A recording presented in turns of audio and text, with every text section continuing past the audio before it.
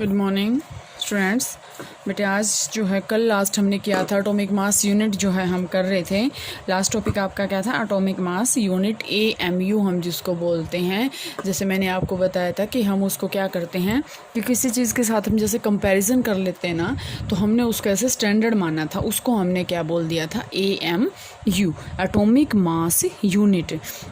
तो atomic mass unit बेटा क्या होता है?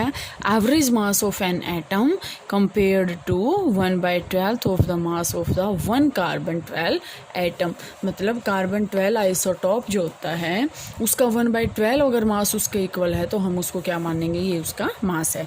इसके बाद बेटे नेक्स्ट टॉपिक आपके पास जो आता है वो आता है हाउ डू एटम्स एग्जिस्ट। कि अभी तक हमने एटॉमिक मास, एटम्स, मॉलिक्यूल्स ये तो हमने रीड आउट कर लिया।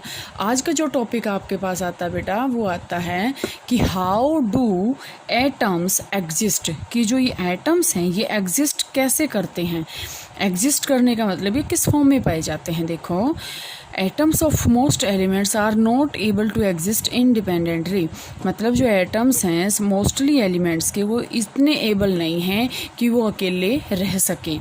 Atoms form molecules. एटम्स क्या बना लेते हैं? मॉलिक्यूल्स बना लेते हैं। एंड आयंस, मॉलिक्यूल्स और आयंस वो बना लेते हैं और उस फॉर्म में वो पाए जाते हैं। दीज मॉलिक्यूल्स और ions aggregate in large number to form the matter that we can see, feel और टच।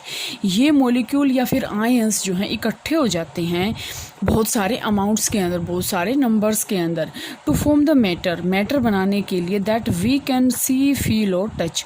हम उसको देख भी सकते हैं, फील भी कर सकते हैं और टच भी कर सकते हैं। ठीक है, तो ये आपके पास क्या था? How do atoms exist. मतलब एटम्स का अपना कोई एग्जिस्टेंस नहीं होता, वो सिर्फ क्या करते हैं कि वो एटम्स, आयंस और जो है मॉलिक्यूल्स उसके फॉर्म में जो है वो एग्जिस्ट करते हैं। अब यहाँ से देखो बेटा, define the atomic mass unit.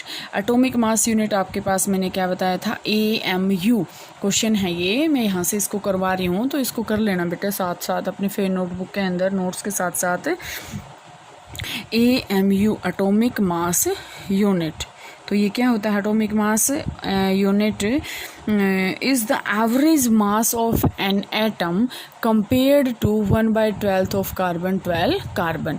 ठीक है, या कार्बन 12 एटम। ये आपके पास आ गया। अगला क्वेश्चन है why is it not possible to see an atom with naked eyes.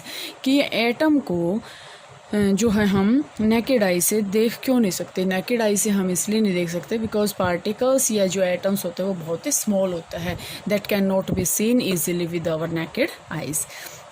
अगला क्वेश्चन आपके पास, अगला जो टॉपिक है बेटा वो आता है what is a molecule. Molecule क्या होता है? A molecule is in general a group of 2 और मोर एटम्स। अभी इसने बताया था ना कि एटम्स अकेले एग्जिस्ट नहीं करते, वो एक दूसरे के साथ कंबाइन हो जाते हैं। तो एटम्स जो बनेंगे तो मॉलिक्यूल बन जाएंगे, ग्रुप ऑफ 2 और more atoms that are chemically bonded together. जो क्या है एक दूसरे के साथ केमिकली बॉन्डिंग होगी। जैसे बेटा देखो, मैं थोड़ा सा आपको अगर यहाँ से बताऊँ केमिकली बॉन्डिंग का मतलब यहाँ पे क्या है। जैसे मैंने आपको पता है ऑक्सीजन का फार्मूला क्या होता है? O2। कार्बन डाइऑक्साइड का फार्मूला क्या होता है? CO2। ये तो सबको पता है। वाटर का फार्मूला क्या होता है? H2O। अब ये जो कंपाउंड है, मॉलिक्यूल हैं, अब इसके अंदर अगर हम देखें तो क्या है? ऑक्सीजन और ऑक्सीजन। इसके अंदर क्या है? कार्बन, ऑक्सीजन और ऑक्सीजन। इसके अंदर अगर हम देखते हैं तो क्या है? Hydrogen, hydrogen and oxygen. These are atoms. आपको पता है इनको हम क्या बोलते हैं? ये सारे के सारे आपके पास क्या हैं? एटम्स हैं। ये भी आपके पास क्या हैं? एटम्स हैं। और ये भी आपके पास क्या हैं? एटम्स हैं। तो यहाँ से देखो डेफिनेशन मॉलिक्यूल की, जो आपके पास मॉलिक्यूल की डेफिनेशन आएगी वो यहाँ से आपके पास क्लियर है कि मॉलिक्यूल की डेफिनेशन आपके पास क्या आएगी? Group of atoms are called molecule. Group of atoms that are chemically bonded. ये और आप ध्यान से देखो बेटा, केमिकली बॉन्डेड का मतलब देखो, अब जैसे हम यहाँ से आप बॉन्ड देखो पहले क्या होता है। बहुत अच्छा टॉपिक है ये आपके पास। बॉन्ड देखें होता क्या, बहुत बार आपके पास ये टॉपिक्स आएंगे, बहुत बार ये वर्ड आपके पास आएगा। बॉन्ड क्या होता है? बॉन्ड का मतलब देखो बेटा, मैं जनरली आपको अगर बताऊं, जैसे मैंने ये अपने हाथ यहाँ से, ये मैंने दोनों अपने हाथ जो है यहाँ से ज्वाइन कर दिए।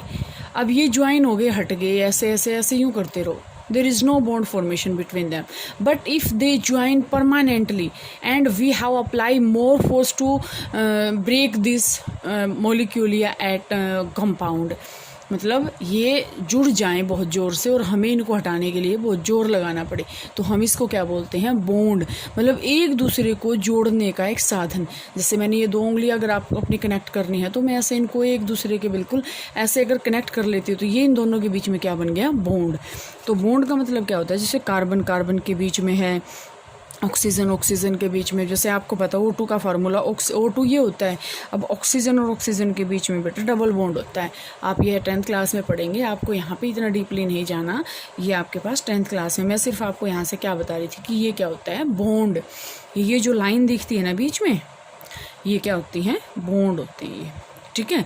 जैसे CO2 का अगर हम देख लें, C double bond O, C double bond O, ये आपके पास CO2 होता है। तो यहाँ से ये आपके पास है बॉन्ड। तो मॉलिक्यूल आपके पास क्या है, group of atoms which are connected to each other by any chemical bond. Okay, इसके बाद बेटे आपके पास क्या आएगा, a molecule can be defined as the smallest particle of an element और a compound that is capable of independent existence. मतलब क्या है कि मॉलिक्यूल क्या होता है, स्मॉलेस्ट पार्टिकल है किसी भी एलिमेंट का, और a compound that is capable of independent existence and show all the properties of that substance. कि ये जो एटम्स कहना, अब मॉलिक्यूल आप पढ़ रहे हो तो मॉलिक्यूल क्या होता है, अभी मैंने बता दिया कि defined as smallest particle of an element और ए कंपाउंड, एलिमेंट कंपाउंड, ठीक है, that is capable of independent existence. अब CO2 है, CO2 कंपाउंड है, मॉलिक्यूल है, अकेले रह सकता है किसी के साथ, जरूरत नहीं किसके साथ रहने की। Show all the properties of that substance, सभी की सभी प्रॉपर्टी ये शो करेगा। Atoms of the same element or of different element can join together to form molecule. अब एक ही तरह के एटम भी इकट्ठे हो सकते हैं और डिफरेंट टाइप